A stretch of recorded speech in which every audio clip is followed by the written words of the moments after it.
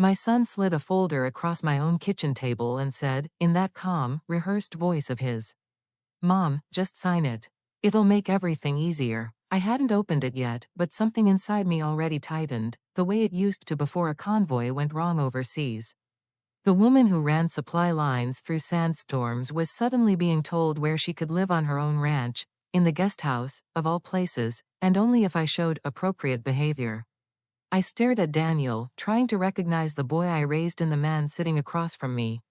My name is Martha Hale, 68 years old, retired Army logistics officer, widow, mother of 3. I have lived on Twin Creek Ranch longer than any of my children have been alive. And yet, in that moment, as I held that cold, legal-looking folder, I realized my own family was preparing to push me out of the land I built with my bare hands. Welcome to Life Voices, where family drama turns into late-life justice. If you're watching, tell us your city in the comments, we always read them. I wasn't always the woman sitting at that kitchen table, staring at a betrayal wrapped in smooth legal language. Long before my children learned how to weaponize concern, I was someone they admired. Someone they feared disappointing. Someone they believed in. My name is Martha Hale, and for 32 years I served as an Army logistics officer. I planned evacuation routes in places where roads didn't exist. I coordinated supply movements through storms that felt like the sky had teeth. There were nights when engines failed, radios died, and every calculation had to be made by instinct alone. Men twice my size trusted me to bring them home. And I did. When my husband Robert and I bought Twin Creek Ranch outside Bozeman, Montana, we were barely 30, newly married, loud with dreams, and foolish enough to think sweat alone could shape a life. But we built everything together. The fences, the barns, the water lines, the miles of irrigation pipe, the cattle pens, the pastures. We raised 3 children, Emily, Daniel, and Rachel, during years when money was tight and hope had to be stretched thin to cover the bills. Robert used to say, "This land will outlive us, Mar." And he was right. It did. But no one warns you that land can also outlive the loyalty of the people you raise on it. After Robert passed 10 years ago, the ranch didn't pause for grief. Cows still needed feeding, the irrigation pump still blew a fuse twice a season, the taxes still came like clockwork. So I kept going. I mended fences alone, negotiated with supply dealers, handled the books, and learned just enough about engines to keep the old tractor alive through 3 Montana winters longer than it wanted to be. I never complained, not once. My children praised me for being strong and independent. They visited on holidays, sometimes. They'd bring store-bought pies and suggestions, little gentle nudges about downsizing, reorganizing, simplifying. At first, I thought nothing of it. Kids worry, that's natural. But last year, something changed. Their visits weren't about checking in, they were about checking up. Emily would ask to see my mail, because seniors get targeted by scams. Daniel kept hinting that I should appoint him my financial proxy, just in case something happened. Rachel asked if I had updated my estate plan, every other month, like some morbid countdown clock only she could hear. I brushed it off. They were busy adults with families of their own, trying to be responsible. Or at least, that's what I told myself. Then came the lawyer talk. A few casual references at Christmas, a comment from Daniel about planning ahead, a shared look between my daughters when I couldn't remember the title of a movie we once watched together, one of those harmless lapses every person my age has. But the way they reacted made me uneasy. I didn't know, then, that they had already met with a buyer. A Seattle tech agriculture firm I'd never heard of. A company with pockets deep enough to swallow a ranch whole and repurpose it into a solar farm, complete with drone-operated crop surveillance. Not a whisper of livestock. Not a trace of the Hale family roots. Just steel, panels, wires, and investors hungry for the next innovation. And my children, the ones who once chased chickens barefoot through the north pasture, were prepared to hand it over. But the strange thing about betrayal is that it doesn't reveal itself all at once. It seeps in, a creeping shadow. I started noticing the way they spoke about the ranch as if it were a relic. The way they talked about me as if I were elderly beyond my years. Too tired, too confused, too alone to manage what I had been managing without fail for a decade. Still, nothing prepared me for the morning they arrived unannounced, 3 cars pulling into the gravel drive like a small procession. Emily stepped out first, her face arranged into that gentle, rehearsed smile she uses with her patients. She's a nurse, and lately she'd been speaking to me in the tone one uses for someone recovering from anesthesia. Daniel came next, holding a manila folder I didn't recognize. Rachel trailed behind, wringing her hands, eyes darting everywhere except toward me. They sat me down at the kitchen table, the same table where Robert and I once mapped out irrigation plans on napkins, while the coffee pot hissed and sputtered behind us. "Mama," Emily began, placing her hand over mine as if I were a patient receiving bad news. "We've been thinking a lot about your future." That was the first red flag. When children speak of your future, they usually mean their convenience. Daniel slid the folder toward me with slow precision. "This outlines a long-term care and property transition plan," he said, using that tone people adopt when they believe they're being perfectly reasonable. I opened the first page and saw tidy paragraphs, bolded headers, friendly legal phrasing. It wasn't until page 7 that the mask slipped. A single sentence struck me like a blow. "Occupant Martha Hale may reside in the guest quarters contingent upon cognitive stability as assessed by attending family." I read it twice, 3 times. My children stared at me with patient concern, waiting for me to thank them for their thoughtfulness. Waiting for me to accept the role of fragile elder in need of supervision. Waiting for me to agree to step aside. This wasn't concern. This wasn't care. This was a coup, staged in the home I built, by the people I raised. And I felt it then, deep in my chest. The old heat, the old instinct, the one that kept me alive in convoys halfway across the world. I wasn't frightened. I was preparing for battle. The moment I read the words, contingent upon cognitive stability, something inside me went still. Not shattered, not crumbled, just still, the way the air goes quiet before a storm drops its first bolt of lightning.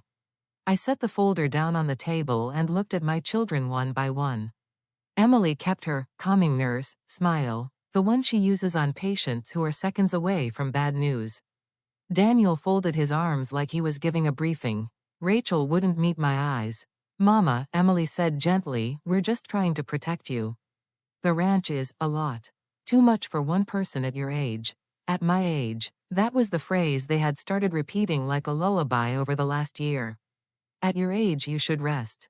At your age it's time to let go. At your age you don't need so much land. As if age had turned me into a visitor in my own life. Daniel slid another paper toward me. "This outlines the transition plan. The company wants to begin construction this fall. The offer is strong, Mom. Very strong. They'll pay more than the ranch is worth." My chest tightened. "What company?" He hesitated a second too long. "Northwest Agri Solar." I knew the name. A Seattle-based firm that buys up rural land and converts it into automated solar and drone-managed crop fields. They'd been circling Montana for years, snapping up property from aging ranchers who couldn't fight back. I narrowed my eyes. "How long have you been talking to them?" Silence. Even the kitchen clock seemed to stop ticking. "Daniel," I repeated, "how long?" He exhaled. 6 months. 6 months. Half a year of planning behind my back. Half a year of meetings, evaluations, hidden agendas. 6 months of smiling at me over family dinners while plotting to erase the life their father and I built. I leaned back slowly. "So that's why you asked about my will? My health? Why you wanted power of attorney?" Emily looked wounded. "Mom, please don't make this hostile. We're worried. You've been forgetful lately." "Forgetful?" I almost laughed. "Emily, I misplaced my reading glasses. That's not a mental decline, that's being human." Daniel exchanged a look with her. One of those quiet conspiratorial glances children use when they've already decided the conclusion and are just waiting for the adult to accept it. Then Rachel spoke, her voice barely above a whisper. "Mom, the evaluation is already scheduled." For a moment, I didn't understand what she meant. Then it sank in. "What evaluation?" Emily swallowed. "A cognitive assessment. Just to get a baseline. Nothing invasive. They had already booked a doctor. A doctor to determine whether their own mother was competent enough to remain in her home." I felt something hot surge up my spine, not fear, but something closer to indignation. The same feeling I'd get when a convoy commander doubted my route. The same feeling I had when Robert and I fought the bank during the drought years. I took a breath. Did it occur to any of you to simply ask me if I needed help? Daniel's jaw tightened. You would have said no, because I don't, I shot back. What I need is for my children to stop circling my life like vultures. Rachel whimpered. Emily reached for my hand again, but I pulled it back.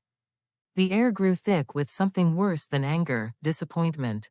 Then the final betrayal emerged, casual as air. Daniel cleared his throat. Mom, you're forgetting the bigger picture. Selling now means financial security for everyone. You wouldn't have to worry about the ranch anymore, and we'd finally be able to. I cut him off. We? Or you? His silence told me everything. They weren't worried about my future.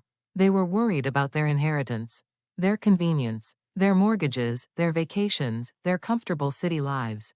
And the ranch, 740 acres of land my husband and I had poured our entire lives into, was merely the asset standing between them and whatever lifestyle they thought they deserved.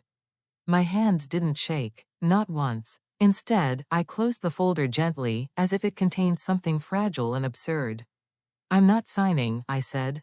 Emily blinked. Mom, be reasonable. I said no. The force in my own voice surprised even me. It echoed off the kitchen walls, sharp as a command barked through a radio headset.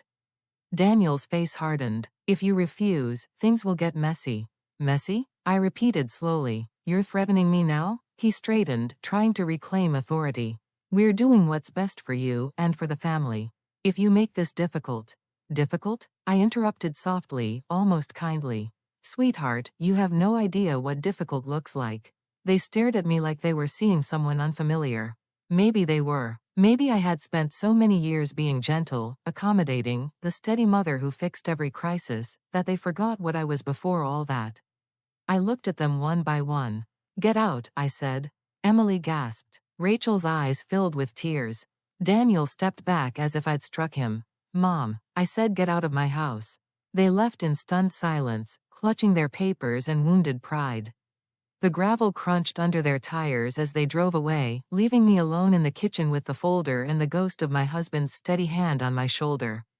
I didn't cry, not then. Instead, I stood, walked to my bedroom, opened the old military footlocker, and pulled out the documents I hadn't touched in years, maps, deeds, federal certificates, and a packet with a date stamped 1944.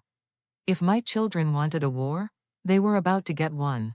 I didn't sleep that night. Not a second. I sat at the edge of my bed with the old military footlocker open beside me, the documents spread out like a map of the past, one my children clearly forgot I had lived. The packet stamped U.S. Department of Defense, 1944 wasn't just nostalgia. It was history, the kind of history that gets land protected, frozen, locked behind federal preservation codes that no tech company in Seattle could bulldoze through, no matter how loudly they waved their money. Twin Creek Ranch wasn't just a ranch. It had once been part of a classified test route for prototype medical evacuation vehicles used during World War II. Robert discovered it years ago when he was restoring an old transport jeep. He'd kept the paperwork safe, like some quiet warning for the future neither of us imagined we'd need. And now that future had arrived.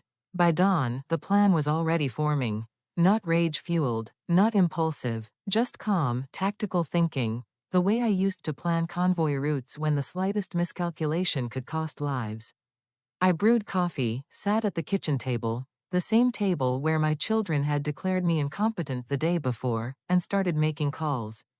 The first was to Luke Carver, a retired military journalist who once wrote about my convoy team after we rerouted in the middle of a sandstorm and delivered medical supplies that saved 50 men. He answered on the second ring. Martha Hale, he said, I haven't heard your voice in a decade. What's wrong? They're trying to force me off my land, I said simply. And I need a story told. He didn't hesitate. Send me everything. The second call was to Judge Alan Brewster. Retired, sharp as barbed wire, and more stubborn than the frost in January. He owed Robert a favor, one my husband never collected. Alan, I said, I'm calling it in. The man actually growled. Tell me what you need. Then came Grace Weston, a conservation director whose organization had power most people underestimated. The moment I mentioned the 1944 documents, she interrupted me. Send copies, she said. Immediately. If your land qualifies, I can file an emergency petition for federal historic site protection. 3 calls, each one a strike my children never saw coming.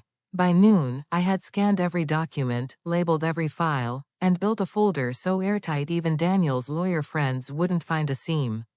Then the story broke. Luke moved fast, faster than I remembered. By evening, the online headline read, "Decorated veteran pressured by her children to sign away historic Montana ranch." My phone buzzed nonstop. Old friends, former officers, reporters, veterans who'd never met me but recognized the uniform and the injustice. Emily called first. I didn't answer. Daniel texted, "Mom, what have you done?" Rachel left a voicemail, her voice trembling. I didn't know it would go this far. Please call me. But they had made their choices. Now I was making mine. The next day, a local zoning officer arrived unannounced, clearly sent by someone panicking.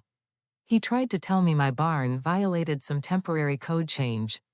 I handed him a folder with federal documents and watched his face pale. Behind him, at the edge of the property line, I saw a dark SUV I didn't recognize. Someone inside ducked the moment I looked their way. My children weren't just scrambling. They were escalating. That evening, another email arrived, this time from a lawyer representing Northwest Agri Solar. A revised version of the contract, softened language, polite wording. It still reeked of the same attempt to push me off the land. I declined. A second zoning complaint arrived the next morning. Then rumors began floating around town, whispers that I was confused, unstable, on the brink of dementia. How convenient that those whispers aligned perfectly with page 7 of the contract. They underestimated me, again, because while they were busy spreading lies, they had no idea that every conversation, every threat, every concerned suggestion had been recorded on 2 cameras I had installed last year after a break-in attempt. Cameras they never noticed. Cameras that caught every word spoken in my kitchen. By the 3rd day, my children arrived together, knocking at the door like they were staging an intervention. I didn't open it. Daniel shouted, "Mom, you're ruining everything. Just sign the papers so we can fix this." Fix this. As if I had broken their plan. As if I were the inconvenience. I watched them from the window, feeling nothing but a deep, cold clarity. They didn't see me as a mother anymore. They saw me as an obstacle. And obstacles, in their world, existed to be removed. But in my world, obstacles existed to be outmaneuvered. The ranch lights hummed softly as I turned away from the window and walked back to my desk, where stacks of documents waited. The preservation petition was ready. The restraining orders were ready. The recordings were cataloged, time-stamped, copied to multiple drives. My children thought they had cornered me. But they forgot one thing. I had survived war zones. They had no idea what kind of fight their mother was capable of. I decided the final confrontation would happen on my terms, in my house, under my roof, where every board and beam held memories my children seemed eager to forget. If they wanted to tear my life apart with signatures and secret meetings, then they could at least look me in the eye while doing it. So I invited them to dinner. A simple message, Sunday, 6 p.m. all 3 of you. No excuses, no details, no explanation, just a summons from the mother they clearly believed was losing her grip. Emily arrived first, clutching a casserole dish like a peace offering she'd practiced in the car. Daniel followed, wearing his stern, irritated face, the one he used for board meetings and uncomfortable truths. Rachel came last, pale and shaky, her guilt worn openly like a sweater slipping off her shoulders. They sat at my table, shifting in their seats, whispering among themselves. They expected another negotiation, another plea, another tired mother overwhelmed by the weight of her own land. Instead, I was calm, controlled, almost surgical. When dinner ended, I remained standing at the head of the table. I let the silence settle for several long seconds, long enough for Daniel to exhale impatiently and say, "Mom, can we just talk about the contract?" I smiled a slow, quiet smile. "Oh, sweetheart, we're far past contracts." I laid a stack of documents on the table. Neat, precise, color-coded. The air changed. Emily recognized the look in my eyes before she recognized the papers. "Mama," she whispered, "what is this?" "The truth," I said. Since you didn't want to hear it from me, you can hear it from the federal government. I slid the first form toward them. Twin Creek Ranch has been approved for emergency review as a historically protected site. The land is now under federal evaluation and cannot be sold, transferred, rezoned, or repurposed pending final designation. Daniel's jaw tightened. You did this without consulting us? I laughed. The same way you met with a corporate buyer without consulting me. Rachel reached for the paper with trembling hands. Mama, is this real? I leaned forward. As real as the appointment you scheduled to have me declared cognitively unstable. Her face broke. Emily closed her eyes, ashamed. Daniel went stone still. I wasn't finished. And because you've all been very busy filing complaints, attempting unauthorized account access, and spreading rumors regarding my mental decline. I reached into the drawer and pulled out a small black device. I recorded everything. Every head jerked toward me. The cameras in the living room and kitchen have captured every conversation for the past 6 months. Every threat, every attempt to persuade me to surrender my rights. Every whisper you didn't think I heard. Emily covered her mouth. Daniel finally lost control. You had no right. I had every right. I cut in. You came into my home plotting to remove me from it. Forgive me if I didn't trust your intentions. I handed Daniel a flash drive. This one goes to the sheriff's office tomorrow morning. The restraining order paperwork is already filled out. His face drained of color. But I wasn't finished, not yet. I turned to Rachel. I know you didn't start this. But you didn't stop it either. You let your brother and sister convince you that I was weak, and you were willing to let them take everything your father and I built. She started crying, shoulders shaking. I'm so sorry, Mama. I didn't know how to say no. I didn't want to lose them. You lost me, I said softly. Then I looked at all 3 of them, my children, the babies I once rocked to sleep, now adults sitting in stunned silence as their schemes collapsed around them. And now, I said, I want you to know exactly what happens next. I placed the final document on the table. The sheriff's deputy is outside. When you leave this house, you will be escorted off the property. If you step foot on this land again without my permission, you will be arrested. Emily broke first. Mom, please. No, I said. You don't get to mom me after everything you tried to do. Daniel slammed his palm on the table. We were trying to help you. By erasing me? I shot back. By selling my home? By treating me like a burden the moment I stopped fitting into your idea of convenience? He stood, realizing there was no victory left to salvage. You're making a mistake. I made one, I corrected. I trusted you. They left one by one. Emily sobbing, Rachel apologizing through tears, Daniel glaring at the floor, refusing to look back because he knew if he did, he'd see the woman who raised him, and the woman he underestimated. The deputy closed the door behind them. The house was quiet again. Twin Creek Ranch, my land, my life, was safe.